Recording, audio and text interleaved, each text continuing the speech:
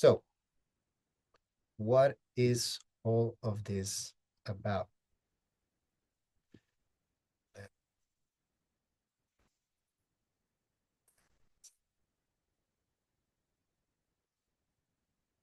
So, the illusion of connection. That's a very interesting way of looking at all of this. And a catchy title that I wanted to, just put out there because, yeah, it awakes a little bit of curiosity, right? But in reality, what we are going to be embarking on today is not only about connection, but it's also about what um, what your dance is really showing about you, about who you are, and about who you believe you are. So before we go into all of this, um, I wanted to give a little bit of a intention setting. So guys, I'm a coach. I live in Bali. We do all of this, kind of like processes of like, okay, we're going to do this. We're going to do this consciously with presence, with intention. So if you don't mind, you know, I'm the host now. We're all going to take a deep breath. It's just a deep breath. So in through your nose, out through the mouth.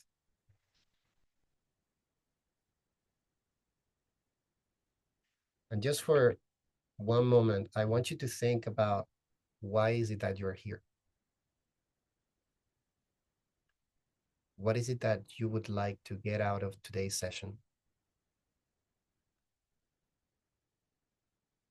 Why is it that you decided to spend your time in this particular masterclass and not doing anything else? And maybe for the brave ones, if you would like to share it with one word, condensing all of that in one word in the chat, super welcome. So what is the main intention that brought you here? Because whenever we're doing things with intention, we are not unconscious anymore. We are not in autopilot. We are choosing something. And that's actually very important. We're going to go into it right now. So let's start seeing. I don't know if I can see the chat now. Yes. So we have clarity, trust, creating, freedom, dealing with rejection, connection, genuine connection. Amazing, guys. Thank you so much. So let's dive into what this is about and what it's not about. This is a different type of masterclass, guys. I'm sorry if you were coming here for moves, for steps, but this is not about that. I'm not in a studio. I'm actually in a recording studio, kind of like a podcast studio. You cannot see it because I have put the filter. But this is not about steps. This is not about technique. This is about you guys. This is about how you feel. This is about your identity, which is who you think you are. And this is about maybe some wounds that might be there, that you could be conscious or not conscious that they are there, that they might be showing up in your dance, and how your dance is revealing those wounds. So without really spoiling all of that, spoiling all of the fun, who's the guy that is speaking to you right now? Who's your host? Who am I? I'm a life coach and I'm an identity transformation specialist. I've been dancing for more than 8 years, partner dancing, mainly bachata, and now I'm picking up zouk and kizomba. I am trained in psychology like NLP, but also in somatic and spiritual practices. And I have helped over 100 dancers overcome emotional blocks, not only in their dancing, but also in their lives. And I have created something that is called the inner dancing method, which is a new way of perceiving dance, a new way of using dance for something bigger. We're going to go into that. But first, let's address the elephant in the room, the illusion. Why that title? Well, there's a video that I uploaded a couple of days ago in which I'm talking about that type of illusion. When we are doing something, all of us, all the humans, whenever we have a goal, whenever we have something that we desire, something in the horizon that, okay, I want to do that, I want to get that. A lot of us, we think that what we want is, if we're talking about dancing, winning that competition, learning that new move, dancing with that super famous person, asking my crush out and hoping for the best, whatever that may be, what you actually want is not that thing, but how you think that that thing is going to make you feel. Let me repeat. If what I want is to win a competition, for example, or to pass into another level of my bachata class or salsa class, because then I'm going to feel proud, what you actually want is that feeling of fulfillment and pride. But you don't really need the class to feel that. You don't really need that little medal to feel that. So when we're talking about connection, oh, I love connecting with people. I love connecting with the music. I love dancing because of the connection. I've seen so many people that they are going to so many classes and so many festivals and so many experiences to look for that connection, but that they are disconnected from themselves. And therefore they cannot ever connect, because what they are really looking for is already inside of them, but they are looking it outside of them. So we are going to go into how this is explained in many of what I call the emotional traps that every dancer, or most dancers, we go through in our dancing journeys. And I want to start with just naming these emotional traps. And I just gave them some interesting names just for us to be able to remember them. The 4 hidden emotional traps that I see the most, not only in my own journey as a dancer, I felt them, but with almost every dancer that I talk, they feel at least one of these. And normally they would feel more than one. The first one is the not enough dancer. We'll go into that, don't worry. The second, the comparison loop. The third, the performance pressure. And the fourth, the rejection trigger. So what is all of this about? Let's go one by one to see what this is about, how does it manifest, and more importantly, what I would like for you guys to get is not only the awareness, but how does it manifest and where does it come from? Because that's a good question. So all of this, I want to be very clear that imagine that we are, let's say, a supercomputer. Your mind is like a supercomputer. And when you're born, it's like, you have the basic operations, basics operating system. But the more that you start growing, you're going to be installing new programs.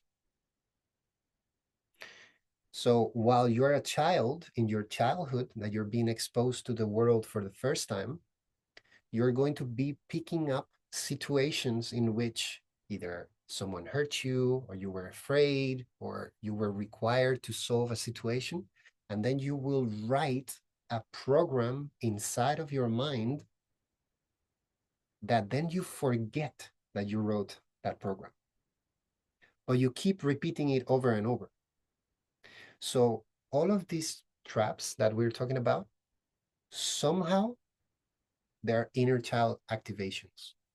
The line of code that is getting activated, so you repeat them in all of these traps, normally has to do with your inner child. And we're going to go into all of this. So let's start with not feeling enough, the not enough dancer. I want you guys to remember, if you can't participate, you're helping me a lot, and you're helping the masterclass as well. So I want you guys to write in the chat a 1 if you've ever felt any of these signs in your dance journey. So signs of the not enough dancer. No matter how much you train, you don't feel ready. You need one more class, one more private, one more move. Now I need to learn this style. Now I need my, this other style because the Jack and Jill, this is what they, give points. Now I need.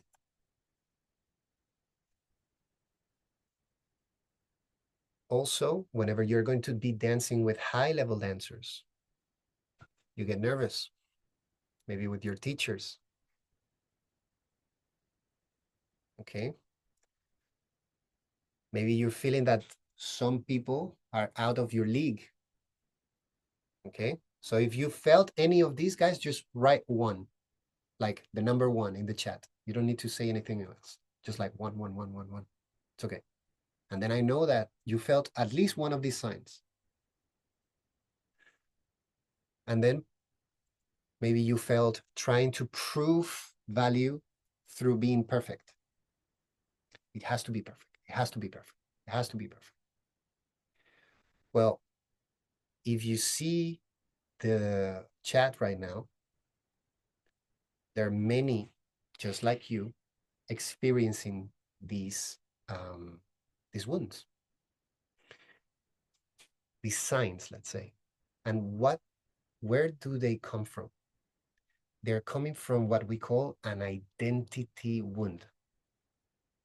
An identity wound, we're going to go in what the identity is in a bit later.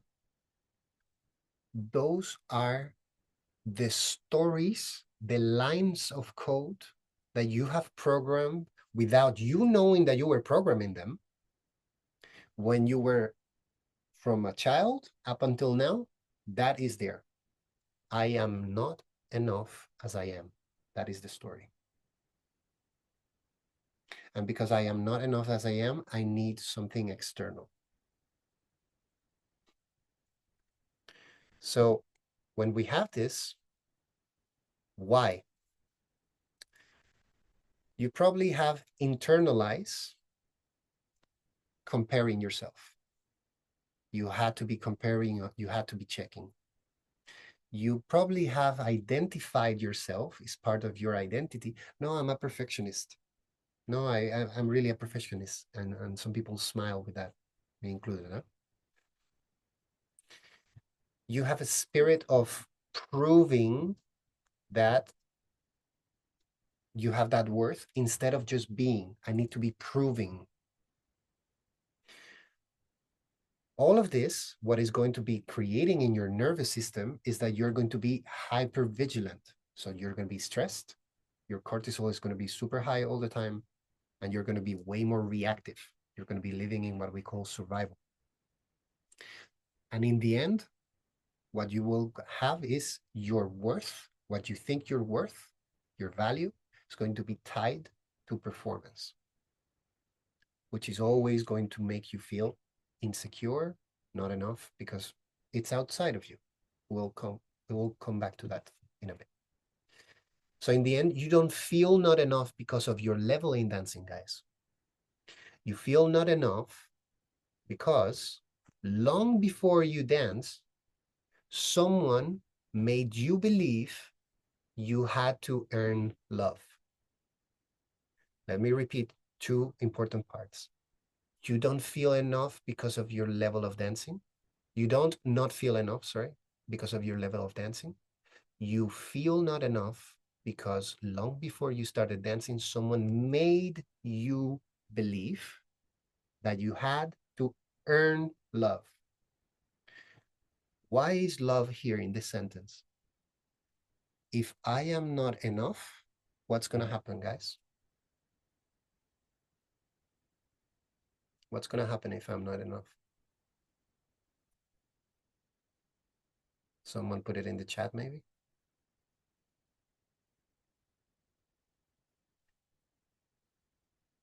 I will lose connection. Another word for connection is love. People won't love me, correct? And whenever we, as small people, as children, babies, our mom and dad don't love us, we die. So in the deepest root of all of this, if I feel that I'm not enough, I'm not going to get love and I'm going to die.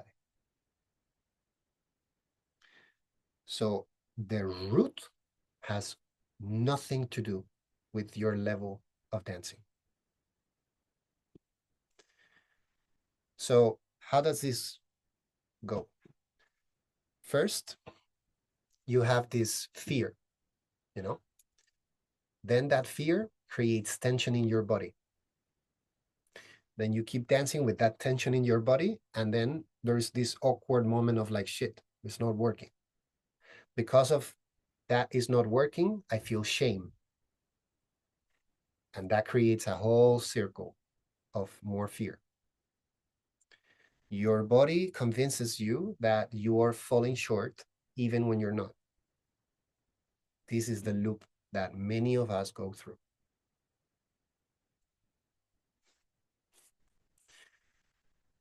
So let's talk about now why dancing with advanced partners triggered you. It's not because they judge you, but it's actually because of something that happens inside of you. We are going to call that little voice that starts telling you a lot of harsh stuff, your inner critic. So you see, in your childhood, there was a moment that there was a comparison that you had to, for whatever reason, do something compared to others.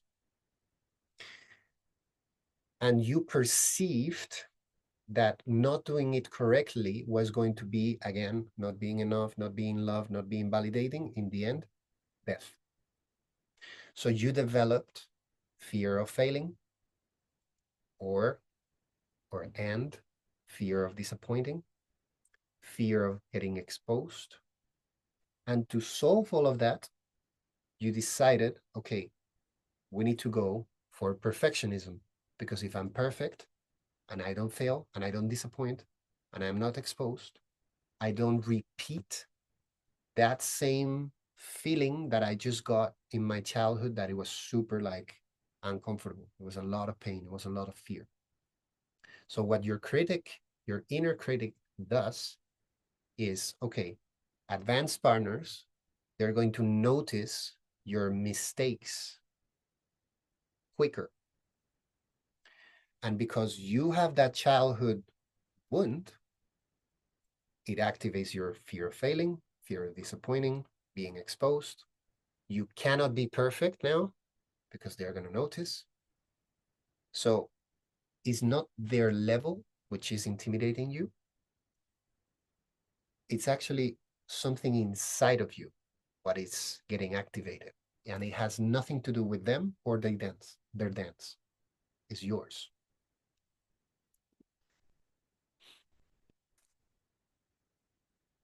Let's go now about talking about comparison. So again, guys, if we can put a 1 on the chat, just 1, the number 1, if you acknowledge any of these signs whenever you are dancing in dance classes, socials, festivals. So you enter the room and you're scanning the room, checking people, who dances with who looks in a certain way, Do they look better than me? Do I look better than them? Am I dancing at the right level? Am I getting the right attention? Why are they getting so much attention?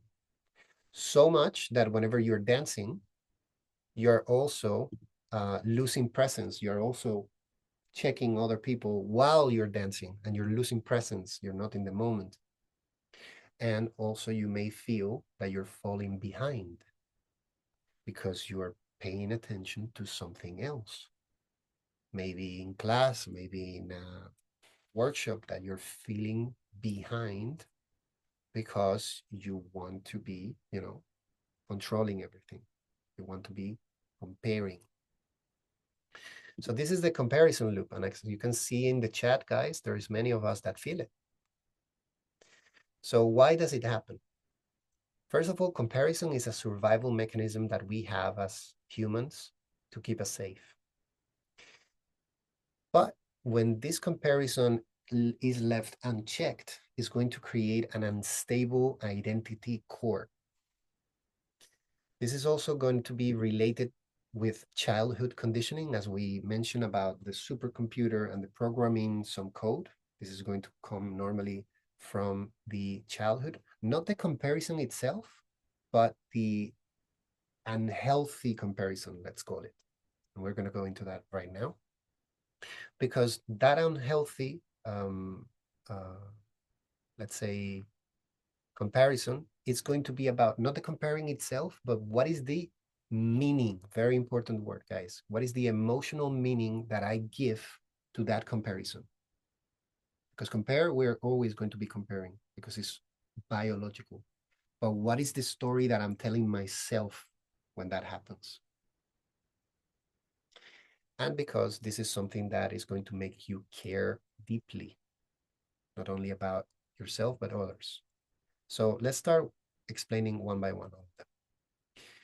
First of all, survival mechanism. Your nervous system scans for, am I safe in this environment? Do I belong? This is just self-protection. This is very straightforward.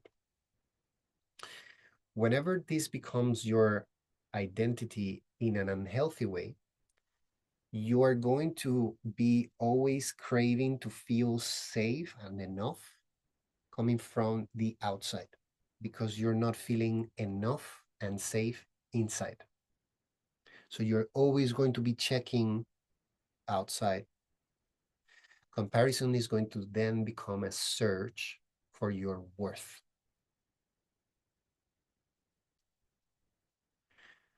Now, we were talking about childhood conditioning. What are some sentences that maybe resonate with some of you guys? You know, Manolito, you know, John, you know, Peter, you need to be like him. Your sister does it better. You should be more than them, or you should be more like them. Comparison isn't something that you picked up in just dance.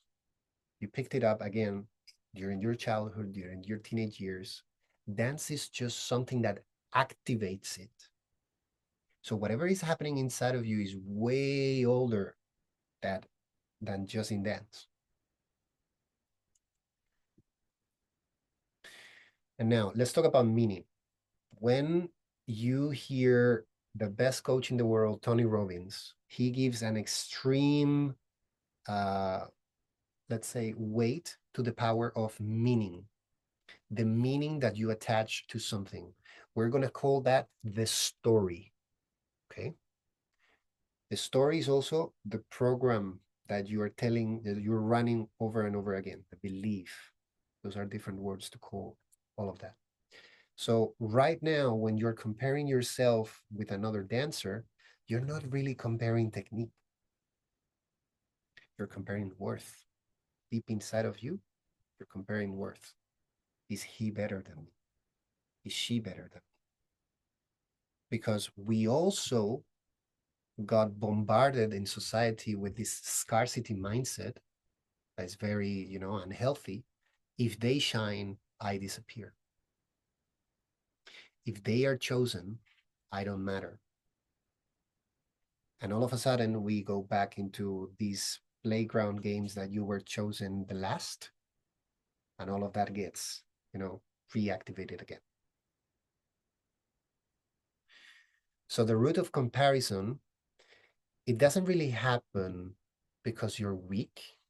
It happens because you really haven't met your true self yet. So what is this thing about true self? Whenever I work with people, one of the things that we do is to help them really find out their truest identity, the full potential of who they are, the most unapologetic and authentic version of themselves, without fear, without bullshit, without all of these beliefs that were inherited and not chosen. And all of a sudden they start radiating and they start being magnetic and confident, and all of this gets so much better. And of course, their dance gets so much better. That is your highest self. That is your true self. And whenever you find that and you find out that you are the best one in the world in being you, and that only there is in one of you in this world, and you are carrying that with pride and with honor, and you're so proud of that, and you're so happy to be yourself, there is zero comparison, guys. But because you haven't met that yet, and because you're not really sure of all of that, there is this comparison going on. This is what this slide it's meant. So let's go now into the third one. I believe it's the third one. Pressure to perform. The performance pressure. They are judging me. Again, guys, let's put in the chat if you have felt all of this. A one, the number one. Whenever you're dancing, you're feeling watched. Whenever you're dancing, you are afraid to make mistakes. Whenever you are dancing, you are thinking, oh my God, I need to do the best. I need to impress them. I need to look good. Whenever you're dancing, you're changing your dancing, the dance that you actually would like to dance, depending on who is watching. Maybe whenever the camera is there, now all of a sudden you're super smiling, or whenever your crush is there, now you change, And whenever you're really dancing because you want the approval of the other person. May that be your teacher, your crush, someone that you know, complete stranger also happens. So if you check the chat, guys, there's so many of us that we are experiencing this. And again, this is not coming from dance. So let's start by explaining where all of this comes from. The fear of being seen. And we're not talking about being seen physically, not always, but it's actually emotionally. Because a lot of us, we carry this wound of like, I I am not worth it. I don't have any worth. Um, so if they see the real me, maybe it's not going to be enough. And that's what we call the imposter syndrome. And that creates a lot of pressure. And that creates a lot of, wow, I cannot show the real me because then I'm going to get rejected. So what dance does is that it amplifies visibility, right? Because you're exposed, you're dancing, you have to move your body. Now that with social media, everyone is doing videos, you're also like exposing yourself and posting these videos, and people are like able to see all of your mistakes and all of your fuck ups. And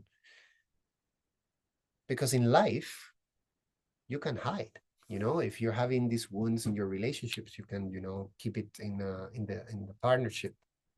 If you're having these wounds at work, sure. But in the dance floor, you cannot really hide.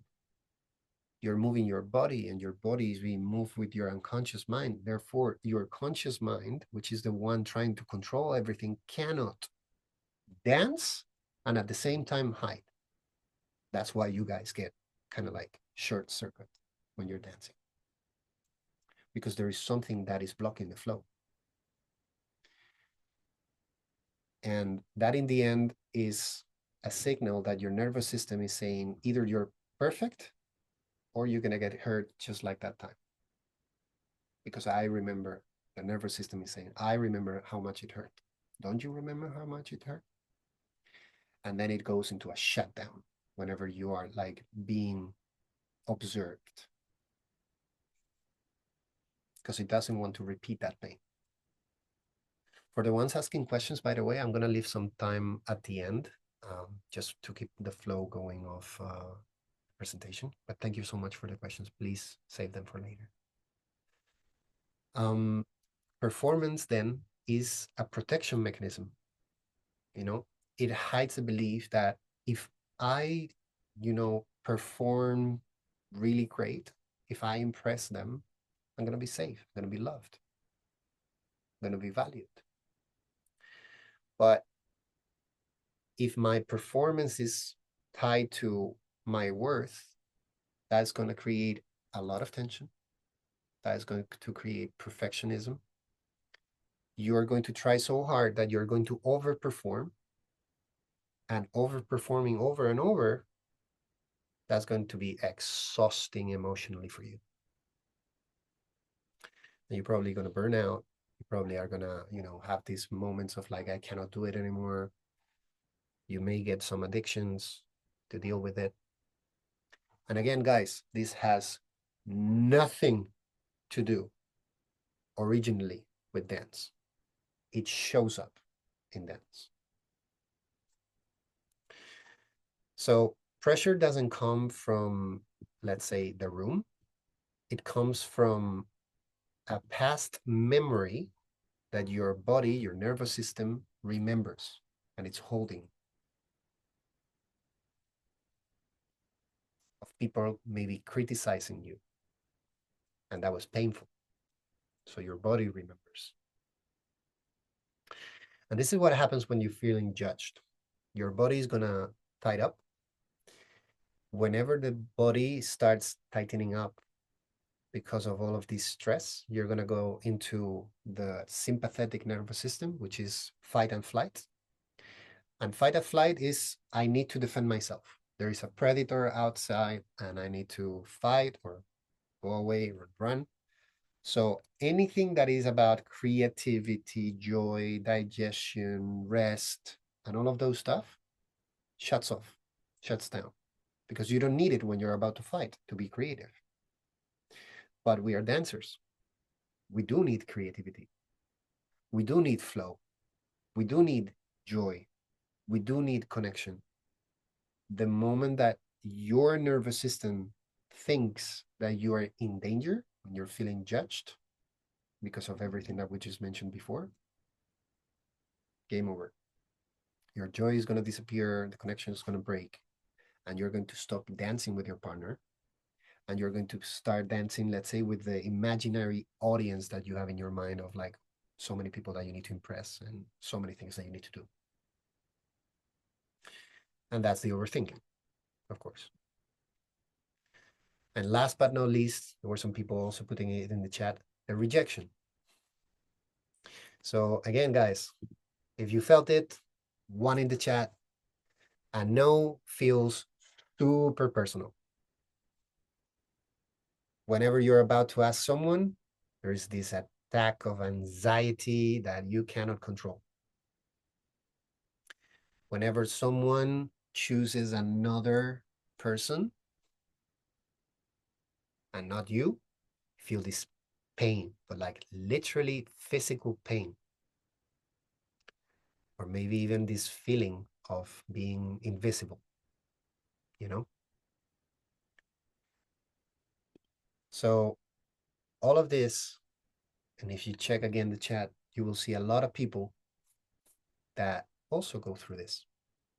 So the beautiful thing, guys, is that you're not alone. You're not broken. You're not lost.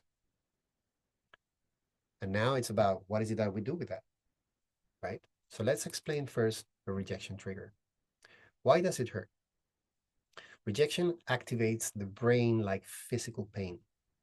Again, when there are triggers from your childhood memories that are being activated, maybe when you were not chosen by either your caretakers or your friends or an ex, that experience stored a lot of pain inside of you, inside of your nervous system.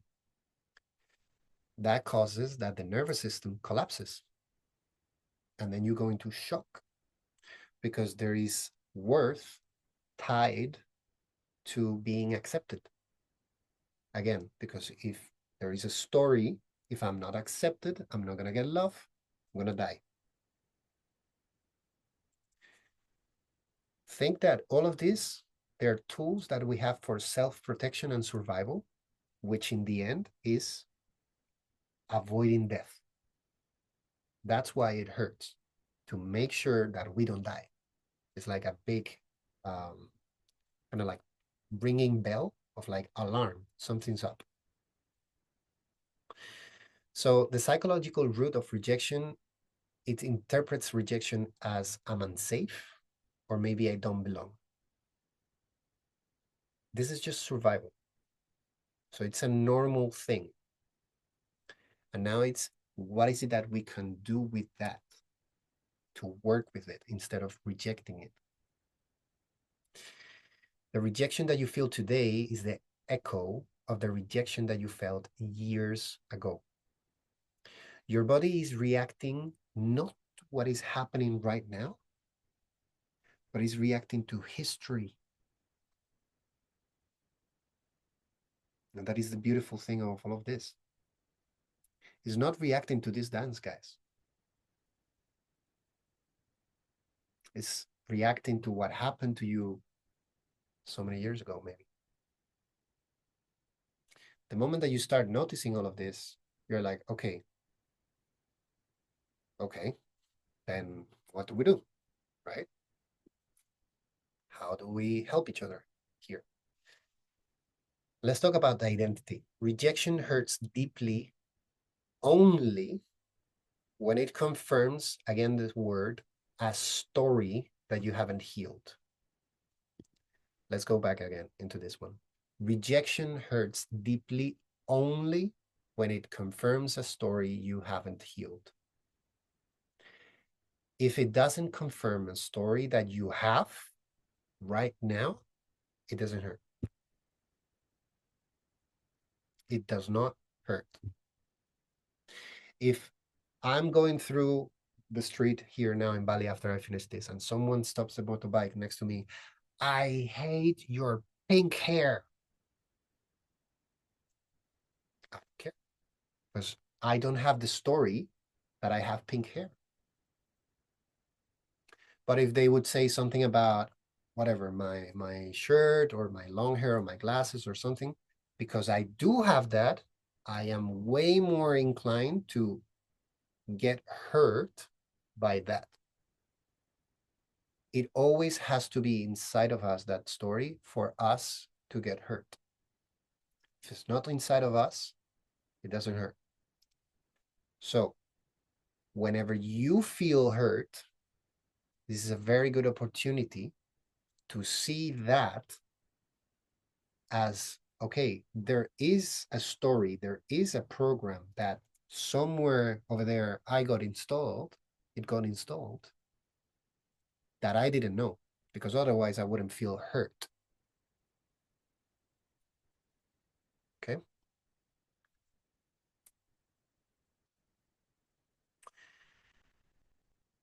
And this is another belief about rejection. If people don't choose me, that means something about my worth. Again, this is an identity core belief that dance exposes. It brings it up, but it does not come from dance. Dance is the channel, the gateway for this to come up.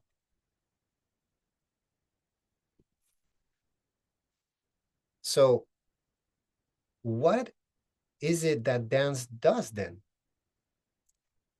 Imagine seeing dance as a big, big mirror. Because dance does not really create those emotional patterns, but rather it reflects them back to you. And now you do whatever the hell you want to do with those patterns. Some of us what we decide to do is to, okay, now that I see the pattern and I don't like how it feels, I'm going to do something about it. Some other people choose to look down like the ostrich, put the head inside of the sand, and keep going to festivals, keep going into, and they keep repeating the same loops. We're all adults. We are all, we are free will. I have my own preference, otherwise we wouldn't be having this masterclass. But it's a choice. It's a voluntarily choice. So everything that you're feeling in dance, guys, you're feeling it in life. It would not be felt in dance if it would not be there in life. Dance just makes it visible.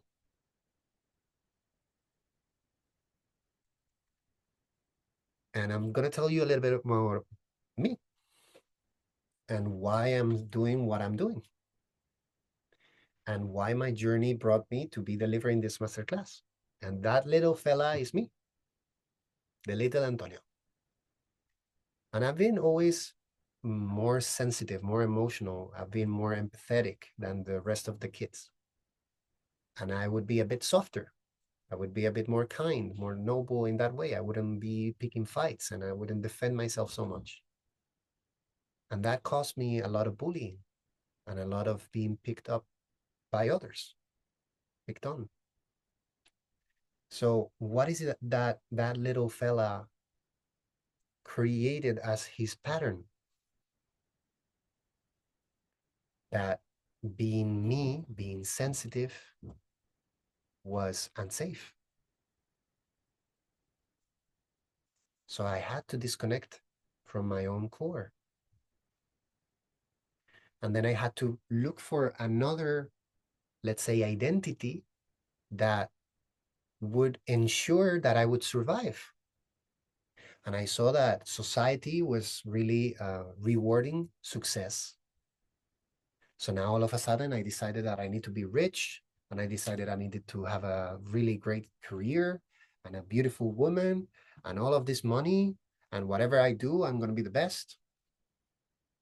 But into whatever I did from that moment on, I also brought my own wounds. And then I started and became an engineer, software engineer. And I did a master in cybersecurity, and I was making a lot of money.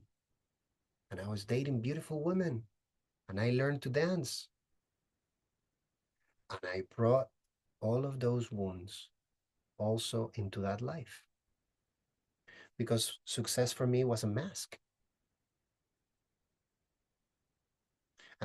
that I was using instead of connecting with who I really am, which is this little fella. And because of bringing those wounds and pretending to be something else that I'm not, I had a lot of anxiety. And I would compare myself constantly looking for validation outside. Also in my dance, I would be super slow learner, really, really insecure, thinking that everyone in my class was going to pick on pick on me, because that program was installed from the bullying. So dance, whenever I went to my first social, guys, this is true story. I spent 2.5 hours in a corner of the room without dancing, with my whole body shaking and cold sweat. And I think I danced one song just because my friend really pushed me, and my whole body froze. Years would pass. I took privates. I took, so many things that I did to improve, and it was getting bit by bit better. And I started a coaching program in which, in one of the sessions, I did NLP, neuro linguistic programming, which is a science to go back into your software, find out which lines of code, what stories of your identity are not working anymore, and reprogram them. I did that in the morning of a Saturday morning. That same day, I participated in my first big Jack and Jill ever. I got second place, guys. My friends in Amsterdam told me literally, I have never seen you dance like that. I have never seen you connect like that. I have never seen you that confident. And I knew that they were right because I felt it. It was a huge thing that was not happening in my head anymore. And I had so much space and so much focus. So I had this realization, okay, what the fuck just happened? I spent years trying to, improve, and it was so difficult. And all of a sudden, changing this thing, now it's easy. And that thing didn't happen only in dance, also in my life, a lot of things started getting better. So I, awakened my purpose. And I was like, okay, I don't want to be doing engineering anymore. I don't want to be doing cybersecurity. I know I'm making a lot of money. I know life is good, but this thing is so beautiful, so rare, so purpose driven that I need to go into this. And in the end, guys, it changed my life. I quit my job. I created Inner Growth for Dancers. I started traveling to Bali to see if I could move here. And now, a year and a half later, maybe 2 years since I made that call, I've worked with really beautiful people from all over the world. I've created now Inner Dancing Method for delivering this class. And it all started when I really reconnected with this particular guy that you have on the screen. So I have created a way of doing this, but like, 100 times. This same process that I did with me, that it took me so much time. Now I want to replicate it with as many people as possible because I've seen what it does. I've felt it. My life, guys, is the biggest testimony that I have. So I want you to think right now. There are two types of dancers, and there is nothing wrong because I've spent from my 8 years of dancer, I spent at least 6 in this one. I call it the ego dancer. That is the one that still wears the mask. It dances for approval. It fears, they fear rejection. They wear the masks. They overperform. And internally, they're collapsing. Or you have the conscious dancer. And whenever you see a conscious dancer, you just know, guys, because they are so present. They're so relaxed.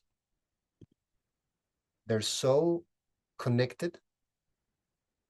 They express they create some moves that it's like just insane to watch them dance. They're not really performing, but they are being.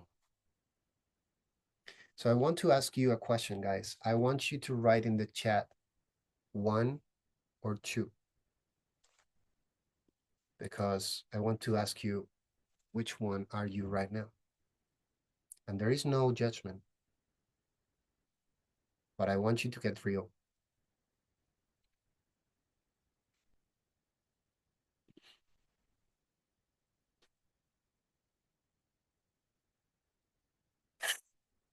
Like the 1.5.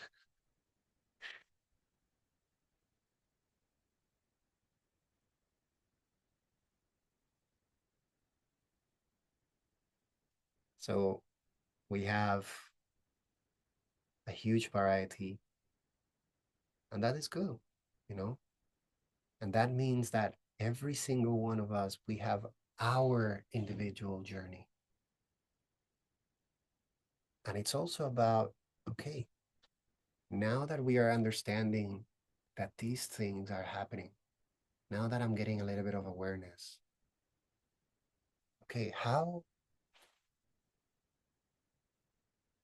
to change that maybe? Do I even want to change it? Like, I'm okay being one. Would I like to be two? What does it take to go to two, you know? So we're gonna do a small practice. It's just gonna be a few minutes, guys. And for the ones driving, please don't do this. If anyone is in the pool or in water, please don't do this. For the rest, if you're sitting on your in front of your screen, we're just gonna do a small exercise of closing the eyes just for a moment. And I'm gonna be guiding it. You don't need to read anything. So before all of that, just please close your eyes and take 3 deep breaths just with me. In through the nose, out through the mouth.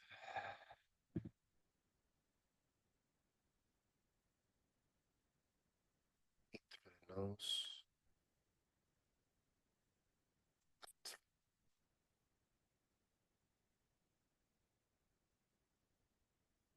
through the nose, and out through the mouth. Stay with the eyes closed.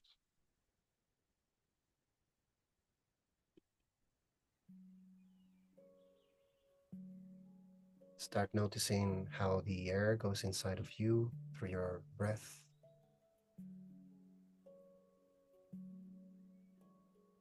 Start noticing how the air comes outside of you.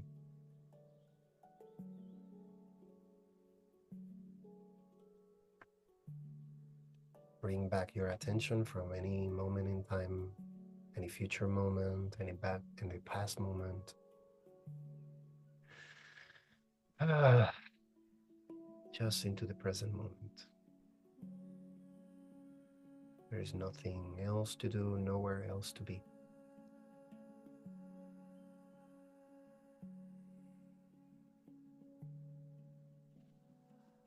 And I would like for you to start connecting with your own body right now.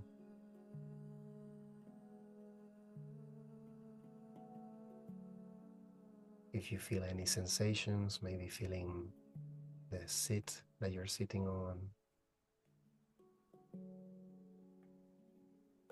how your chest moves whenever you breathe. Even your own heartbeat, maybe you can pay attention enough to feel it.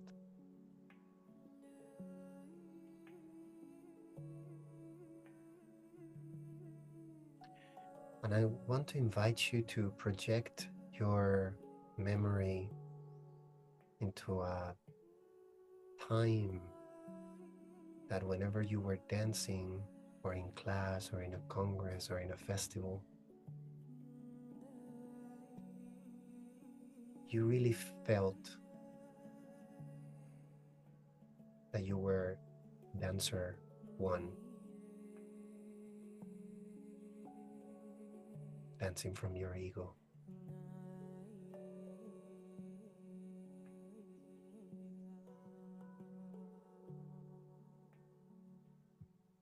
I would like to invite you to really visualize yourself in that scene. And what is it that it was happening in that moment?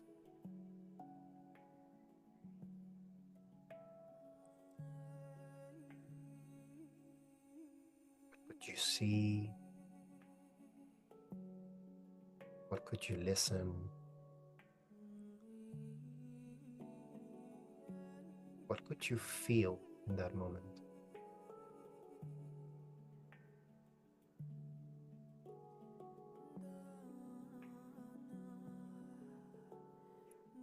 And now I'd like to invite you to feel what part of your body you're feeling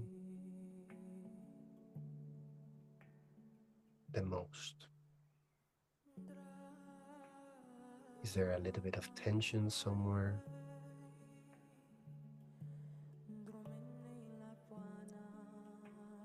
Maybe one particular area is getting tightened up.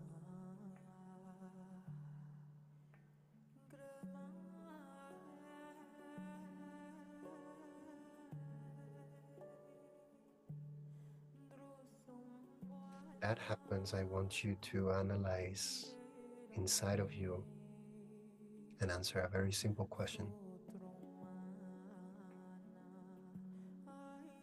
What is the story that has to be true for me to feel that?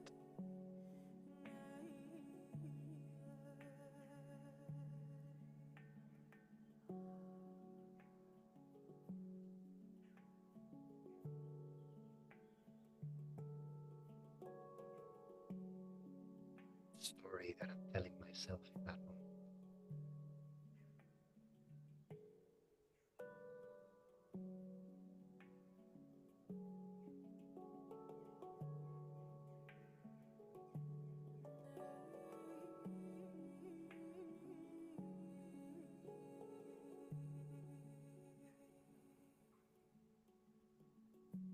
Find that story.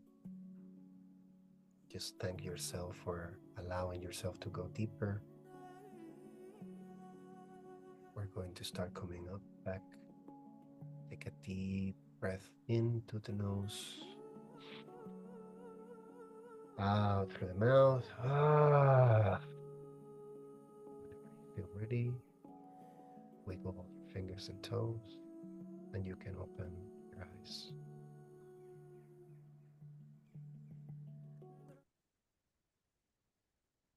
Just stay with it just for a moment. What happened in there? What happened in there?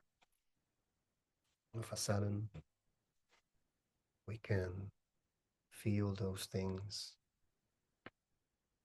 Put one in the chat if you felt anything.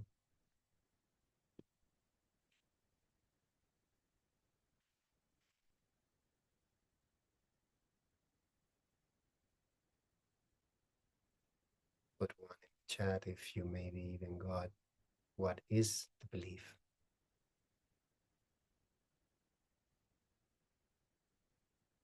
What is the story?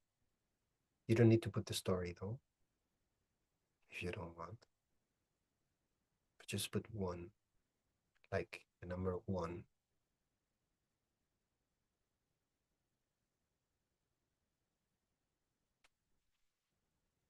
We have some shares. Thank you guys for sharing. Okay. So this is just a reminder, guys, that this is the current identity that you're holding. And whenever that current identity is the one that you're living at, that is the belief that you're having, that is the story that you're having. And those emotions that you felt are just an expression of those beliefs. And based on those emotions, you're going to behave a certain way. That is the identity. Beliefs, emotions, and behaviors. We're going to go into that a little bit. So whenever I'm working with people, whenever I'm working with dancers, we have three types of, let's say, profiles that I have identified. Three archetypes. First of all, we have the performer. I think we can all think of someone that, at least in the dancing, okay? Let's talk about dancing now. They want the spotlight. They want to be, performing, and they're really, everything has to be perfect. And those are the performers. Then we have people that they don't want to be seen. Those are the invisible ones. They want to be as quiet as possible. They want to, don't disturb, please. They're super adaptative. And then we also have the overthinkers, which they're going to be doubting all the time. They're going to be analyzing. They're going to be comparing all the time. There's three different archetypes, three different set of wounds, let's say. And through working with all of them, what we all come into conclusion at the end of it or in the middle of the process is that it wasn't the dance. It was the identity that they were holding. The dance just brought it up.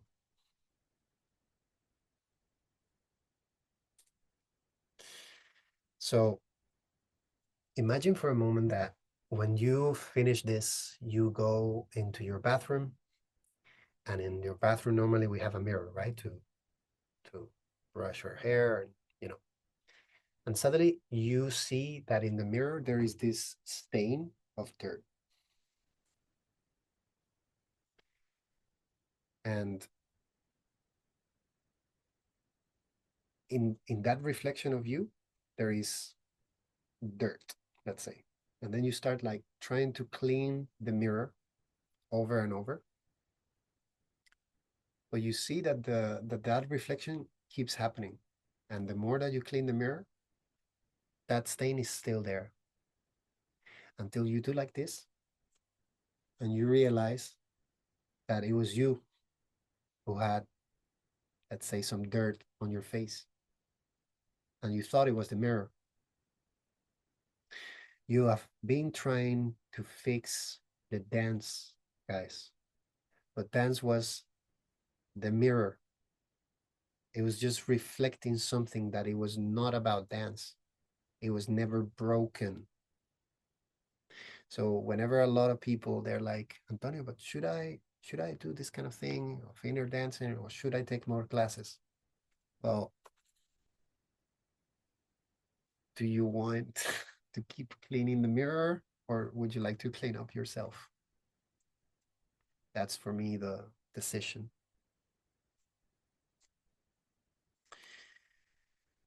We do not change the mirror, we change the person looking into it. That is the real work that we need to do, if we choose to do it, of course. And whenever you clean that mirror, you're going to see something that in the program we call the future you, that version of you that you have always been looking for, that version of you that you're doing all of this stuff to become. And today, because I want you guys to feel it, I want you to feel the gift of your own potential, of your own self. I would like to, again, guide something very small, very short, so you can feel what it feels like when you don't have those wounds. Would you like that? Put a one in the chat if you would like that. Maybe you don't like that. So let's not that. A lot of ones now. So let's again share a little bit of music. And guys, we're going to again take a deep breath through the nose, out through the mouth. More time. And out. Time in. Keep your eyes closed. Out.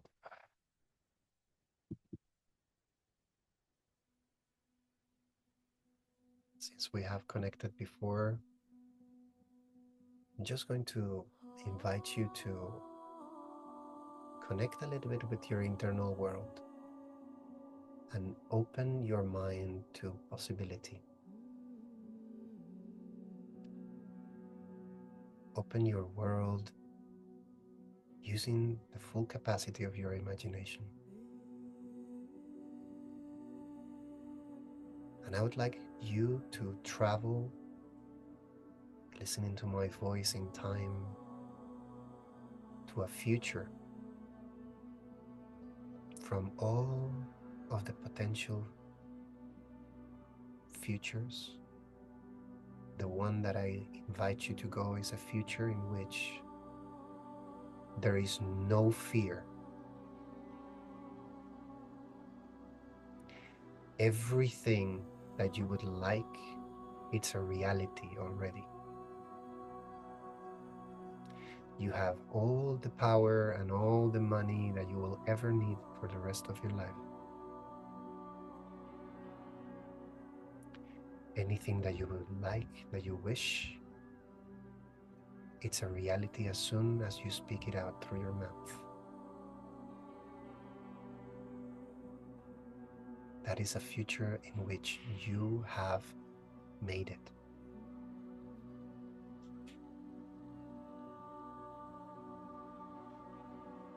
I would like to ask you to visualize yourself into that future.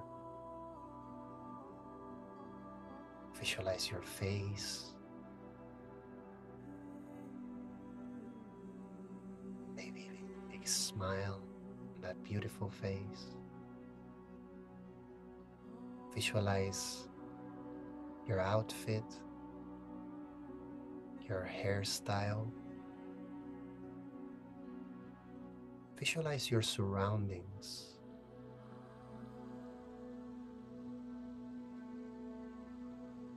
Visualize if you are by yourself,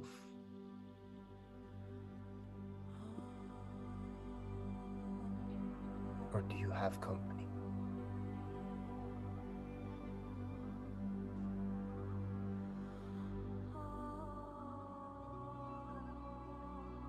What is it that you can listen in that future?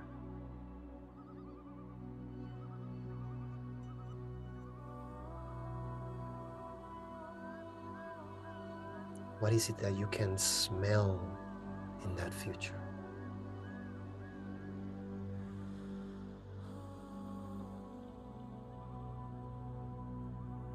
What is it that you can perceive through your touch, through your skin?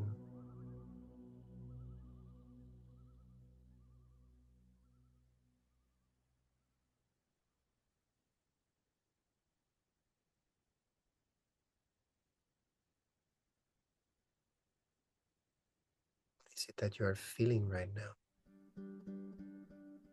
in that future? What are the emotions that you feel when everything has worked out exactly as you wanted it to work out?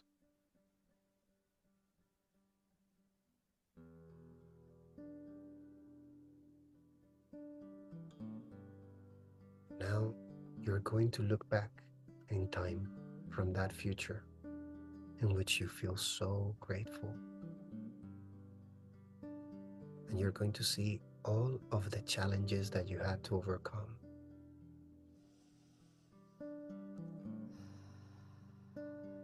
And so many lessons that you learn through every single one of them.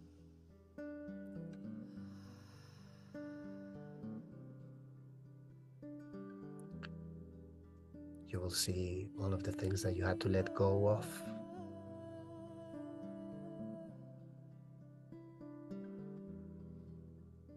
All the people that left your life. All the people that joined your life.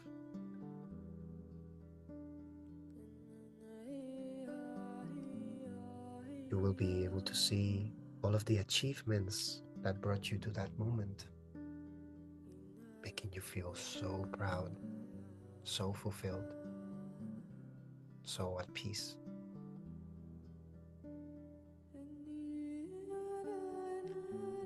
And in that point in time where you have already achieved it and you already made it, all you can think and feel, it's thank you. Thank you to myself for this beautiful journey.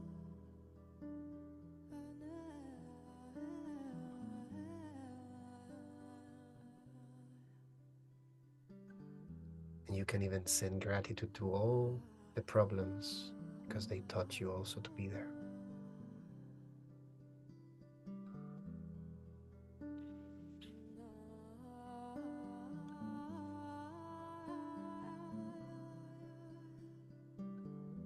That future you looks back towards the you that is sitting down listening to this masterclass,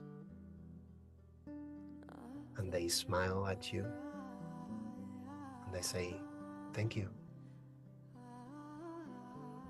Thank you so, so much for looking for answers, for being willing to explore, for being willing to commit to make this happen. Thank you so, so much.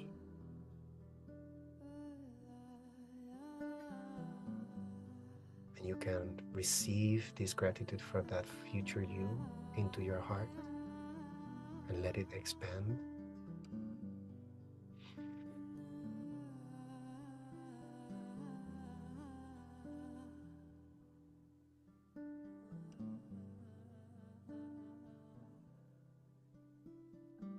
To take one last breath, to thank that future you and let that image go. And come back into the present moment. Breath in and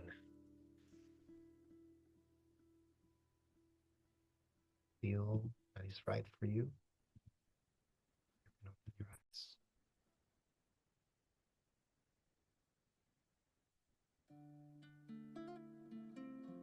So guys, glad that you got to experience that. Maybe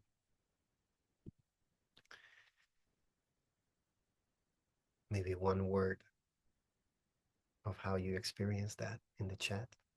That would be enough before we move on.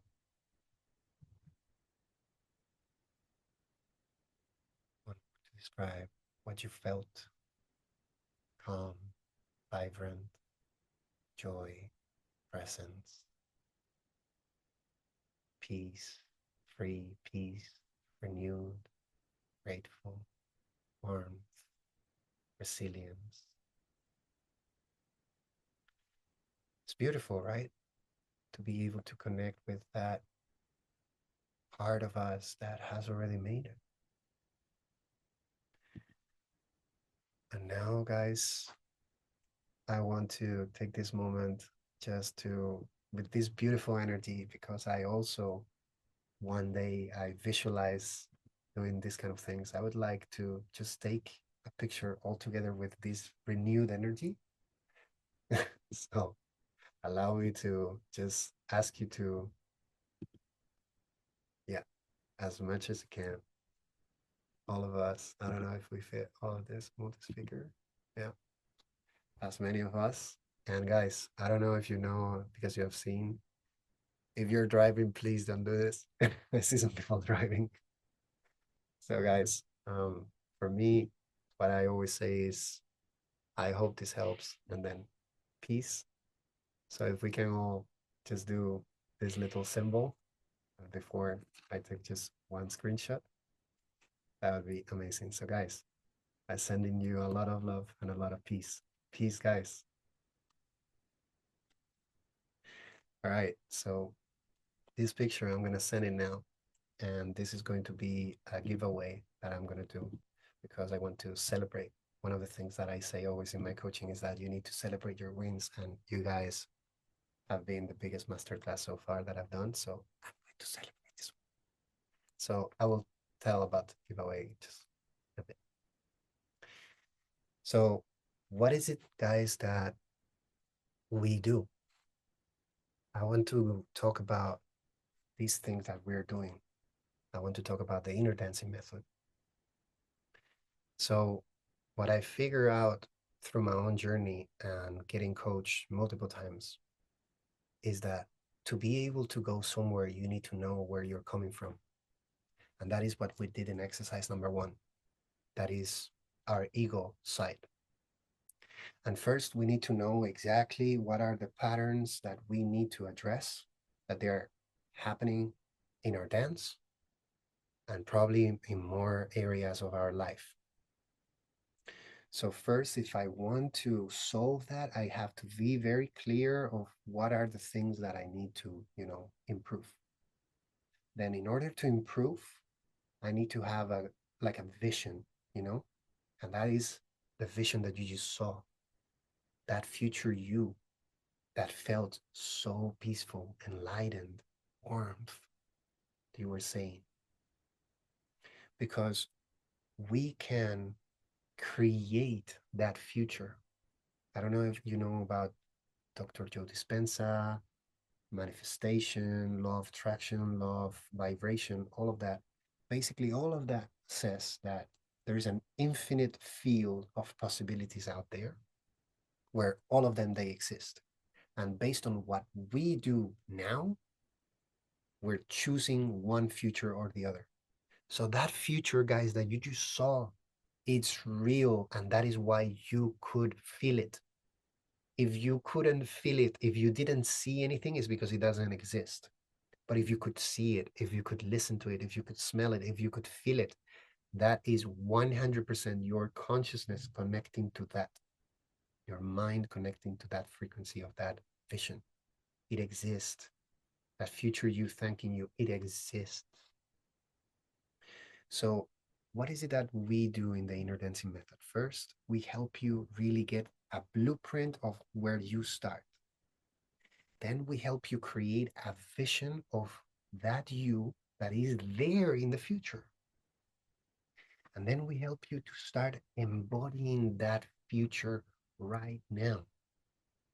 We're doing that by reprogramming those stories that we have been telling you about, those belief systems that we got inherited. We didn't choose them, guys. And they're ruling our life. They're showing up in our dance, but they're showing up in our relationships at work, with money, with everything. And unless we reprogram them, just like I did with the Jack and Jill, I wouldn't have one. I really wouldn't have one. And I wouldn't be here in Bali doing this thing with you guys. So we need to reprogram that. And whenever we are reprogramming, what is that we put instead of the old code? Well, that future you that you saw, what are the things that they believe? Do they think that they are not enough? Once there is no fear, they have made it, they are completely there. Probably not. And what are the emotions that they normally feel in the day to day? Do they feel shame, guilt, disappointment, angry? Probably not. Probably they are more peaceful. Probably they are, you know, really at ease, relaxed, grateful, loving. And based on those emotions, how do you think that they behave?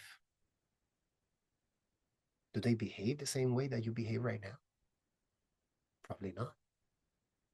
And because they think different things about themselves, the stories that they tell themselves are different. They feel different emotions on a day-to-day basis, and they do different actions, different behaviors, they get different results. But if we could reprogram you those uh, beliefs, emotions, and behaviors into the ones that you just felt, they're real.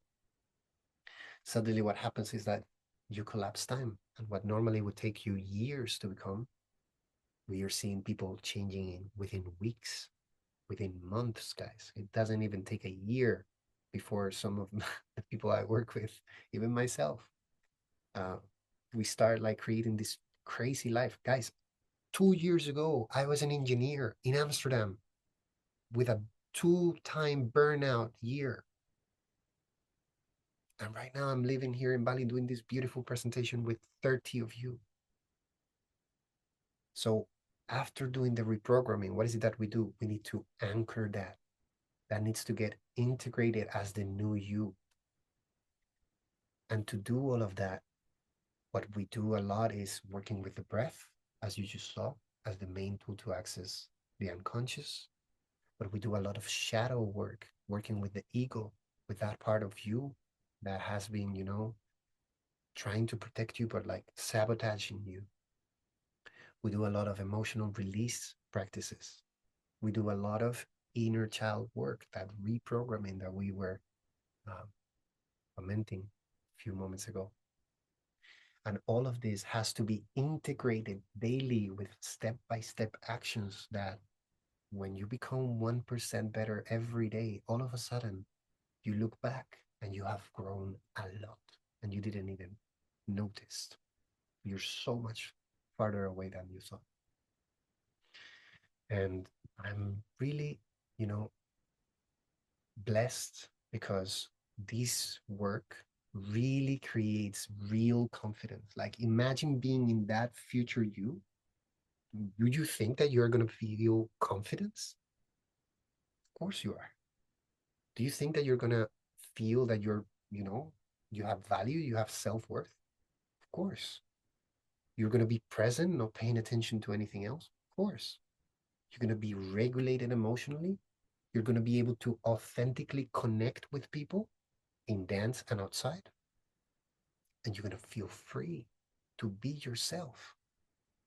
It's a whole new version of you, the real you without the mask. And this is just like, and then I always like to ask, when you are this new version of you, how do you feel that you're going to dance?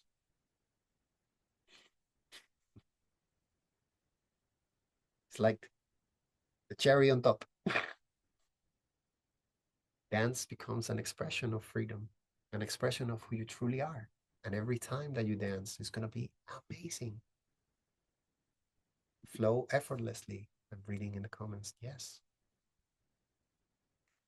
So people that they have dared to go into this adventure. I don't know if maybe some bachateros may know Gadir. He's the world bachata champion of Jack and Jill. He says that joining the program was one of the best decisions in his life. And to a dancer so, with so much knowledge, it's been a privilege to coach him and to welcome him into the program. Becoming free in his dance, flowing so much naturally, freely, authentically. But we also have Christina. It was a huge game changer. Not only she's applying this in her classes to calm herself down and her students, but also her personal life has grown. She's now partnering up with Rebecca, also went through the program, Rebecca. And now they just scored fourth place in the World Bachata Couples in their first year as a couple. These are not coincidences, guys. When you really work in how you feel that you are, who you think you are, a lot of things happen. We also have Maddie for friends. And she's saying it's been one of the most empowering things I've done. It's been maybe the most empowering thing I've done in my dancing, but also in the life context in a very long time. And she wasn't before, but after the program, she became a bachata international teacher, teaching in many countries now. She's now also getting booked in festivals. We also have Barry from the UK. And he's saying that his confidence has come back to a whole new level. He's having fun. He's not in his head because we are reprogramming all of that BS that was inside. We also have Anastasia. We don't only work with professional dancers. We work with working professionals, people that they actually want to invest in themselves in this type of coaching. And she's saying, I am so impressed by how much coaching can give. And I didn't really know that that was possible to change a life in such a short period of time. We have Joris, who, from being a guy that didn't like to be seen, sent me this picture for the presentation. I was surprised and I loved it. This is so much him now. He not only improved in his dance, he's now teaching as well. He's also competing, and his personal life has got so much better. So, guys, my question for you now is, are you going to keep repeating the same stories?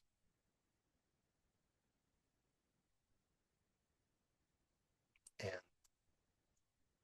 it's okay. It's a decision that you need to make.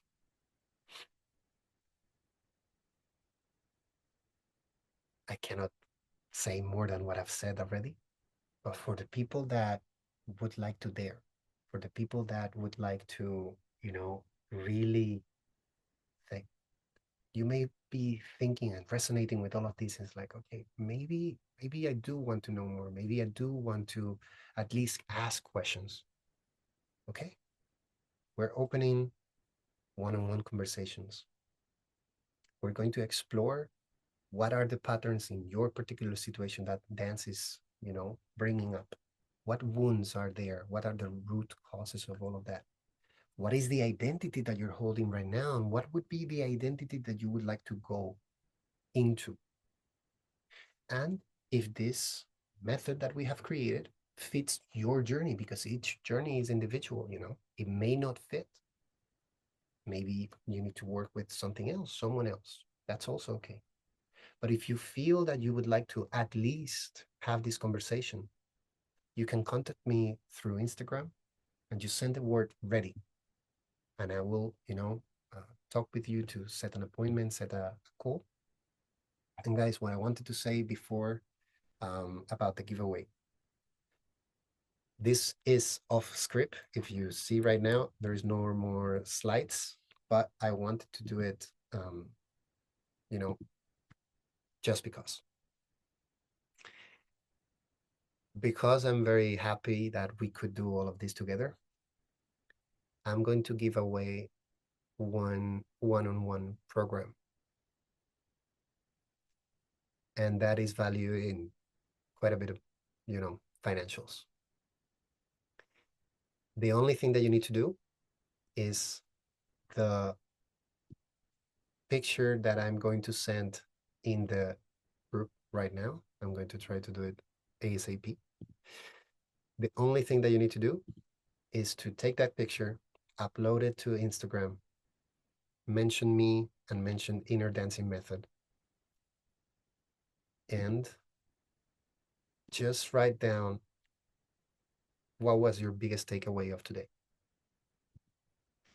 I will be reading all of you and create this sort of like giveaway random. The more, you explaining the giveaway, the better. I would appreciate that. I believe in, abundance. So if you give abundance, you're probably going to receive abundance. And I will know, let you guys know through the WhatsApp group in the tribe who is the one winning the one-on-one coaching process. It's a story. Yes, it's a story. So it has to be a story. And please, guys, don't take it down. After that, it defeats the purpose. Okay. It's like just. So, two things after this. Number one, if you liked all of this, if you like, what I have to bring into the table and you are curious, you send ready and I will get in contact with you and we set up an appointment completely for free just to, check if this is a good match. And number two, if you would like not only to express that you're ready, but actually to win, we're 30 people. So the picture is in the chat right now. I don't know. Can you confirm that you see it? Yeah, some people see it. Yes. If you'd like to win that, well, all you have to do is mentioning me and Inner Dancing Method in the story and just write a small testimonial of how this was for you. It will help with the awareness. It will help with more people becoming a bit, maybe even interested. So up until here was the presentation. And now if you have any questions, I remember that I've been, it's uploading. Okay, well, otherwise I send it in the WhatsApp group. Don't worry. Um, any questions before I have a question? Do you feel the same that you feel that you can't learn from every teacher? Most of them, when I feel them fake and in ego, so difficult to learn from that, I get blocked with dance partner the same. Yes. In fact, just for the background and everything that I mentioned, I am not only bringing science, but also some spirituality. And talking about energy, there is a vibe check that is very important between master and student. So if you see that there is a person that you really vibrationally, in terms of energy, you don't really resonate with, um, it's not a good match, at least for you, and you shouldn't force it. That also happens with a coach, with a therapist, with a doctor. You need to match. And with a dance partner is super important as well because you're going to be working a lot. It would be the same with a in a relationship, you know, a romantic relationship. You need to match, right? You're going to be spending a lot of time together. So don't shame yourself about that. It's just your body, your nervous system saying no. And the moment you acknowledge that and the moment you just follow that, more possibilities will open. The less you judge yourself because of that, the faster you will find another option that is better for you. Thank you for the question. More questions. If we're in an environment that triggers our emotional wounds, like a space where we receive a lot of rejection for reasons that don't make sense, should we mainly work on our own wounds or also leave that environment? Two things. Every triggered is a blessing. So whenever you get that trigger, you have to work on it. And you, I love this sentence of you, you cannot you cannot heal in the same environment where you got sick. So if that environment for you is creating all of those sensations and emotions and super, you know, you have to work on that. And it's also a good idea to give some space and distance so you can actually see what is the thing that is provoking those strong reactions. Thank you, Shantala. You can't remember some of your questions. Then it means that I did a good job. I go with an open mind and with presence and to enjoy dance, but they start teaching me on the floor, and different actions make me feel that I'm not enough. My sweet gesture of silence I take as a privilege to show me that I'm not good. So instead of proving myself, I withdraw. The value looks a lot. Okay, I don't see a question there.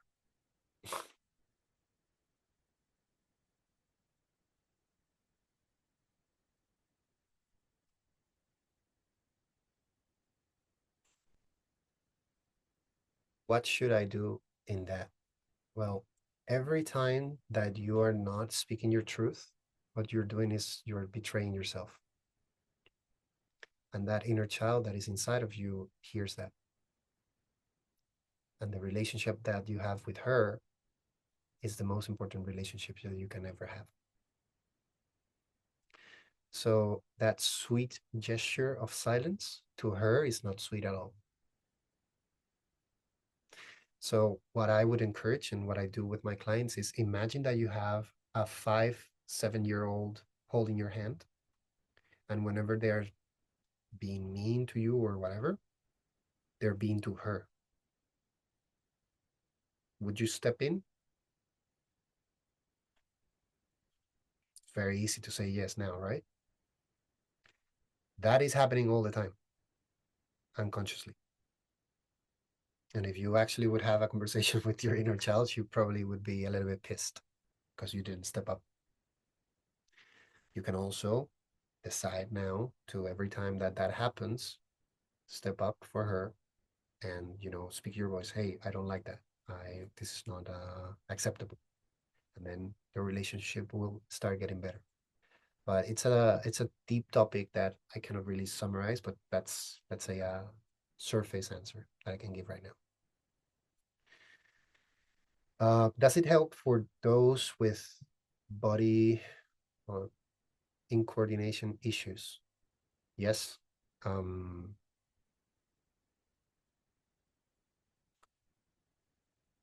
there is a lot of studies proving that there's a lot of mental and emotional work that, in terms of how the body reacts, it has to do with it.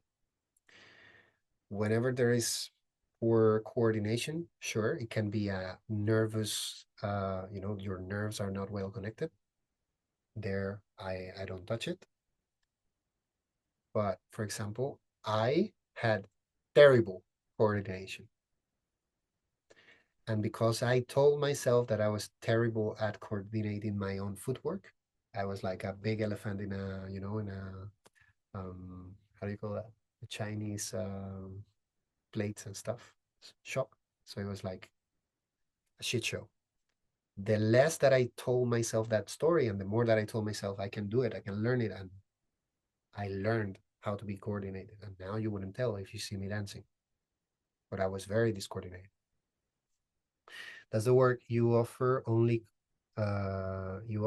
coaching, or does it involve dance too? I'm mainly a coach, and what we are going to be doing is applied into dance. So if there are things that are happening in your dance that they are getting triggered, we're going to work on them separately and then send you back into the dance floor to see if they're still triggering stuff. So dance is involved, but we are not going to dance. How can we tell the difference between genuinely connecting with someone on the dance floor and nervous system activation? Experiencing close connection and understanding it can be a confusing experience, so we may not know how to always approach it. The best thing that you can do is to create a very safe and regulated nervous system. When you're in your center, you will feel when you're connecting in one way or another, or if you're getting triggered. They feel different. For that, I have sent in the group breathworks that you can do next to me. I'm not guiding them. It's Breathe with Sandy, but I'm kind of like giving the credit to him. When you carry on with practices that they keep you grounded, they keep you regulating your nervous system over and over and over, at the end, what you're going to get is a baseline of feeling calm. And whenever there is an activation because of a trigger, you're going to feel it. And whenever there is an activation because of a true connection, you're going to feel it, but different. But for that, you need to build a lot of muscle into your own regulation of your nervous system. We also work on that heavily on the program. Do personally have a blacklist for a follower making a pause when you ask them, but dancing with the guy who asked her 5 seconds later. I'm gonna be honest. In my ego, me, yes. In my now me, I try not to. Why? Because I understand that it's not about me. If they don't want to dance with me, it's a they problem. It's a they decision. Me hating them, me having resentment, me wanting revenge, me blaming them, that is causing me pain. And I'm somehow drinking poison trying to kill them. Doesn't work. It moves me out of my center. It puts me in my head, fucks my night. What I now do is like, all right. And I ask the lady right next to her. Not for revenge, but like as an exercise of like, okay. In a porcelain shop. Yeah. Thank you very much, Kate. Does it involve somatics too? Yes. There's some somatic exercises. It's depending on the like every case. For every person, we create a tailored solution for what they need. There's some people that they need more physical. There are some people that they need more energetic work. There are some people that they need more reprogramming. There are some people that they need more about the dancing itself. Some people that they don't need almost anything about dancing. Depends. When you say it's a voluntarily choice you make, but most of the unconscious mind and programming drive those decisions or choices, so it's not our conscious choice, right? When you say it's a voluntary choice you make, most of our unconscious mind,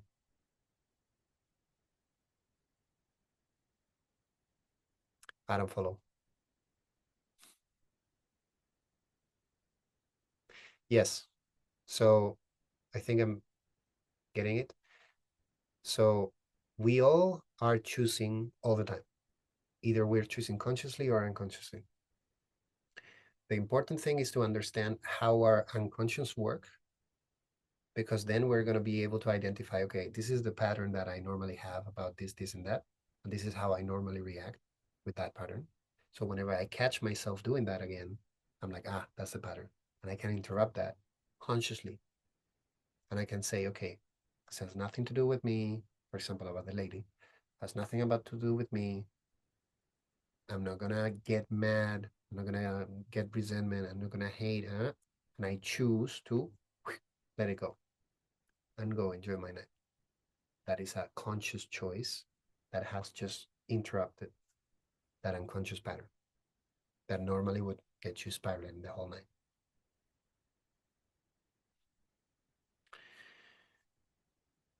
So the more I know myself and my patterns, the more I can practice the observing self. Exactly. 100%. So guys, any more questions before we set off and continue with our beautiful lives? Anything that maybe is not a question, but maybe you would like to? Actually, I know what we are going to do. We started setting an intention with one word. I would like you guys to leave doing a checkout. The ones who have been live with me, they know about the checkout. So give me, please, one word of how you leave after today's session.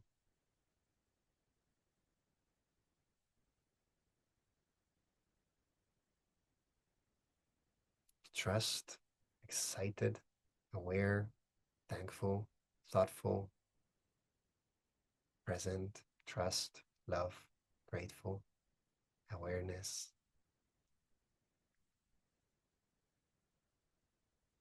conscious.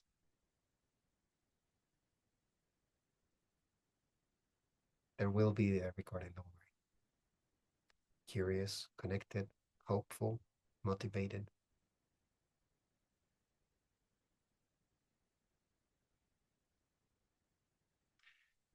You won't get the slides.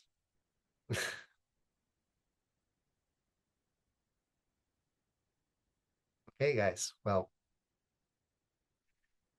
as I always like to finish every group call that we do in the inner dojo, guys, it has been a pleasure and an honor to be your guide today. Thank you so much for dedicating almost 2 hours of your time into listening to this guy with a dream. I'm very hopeful about the future, and I'm very grateful and thankful for all of you here. If you liked it, please maybe send me a message if you did, so I can just post it online and show online that people actually enjoyed. And if you hated it, don't send me the message. Nah, you can also give me feedback. It's okay. So guys, it's been amazing having you here. Love you all a lot. I hope this helps, and peace.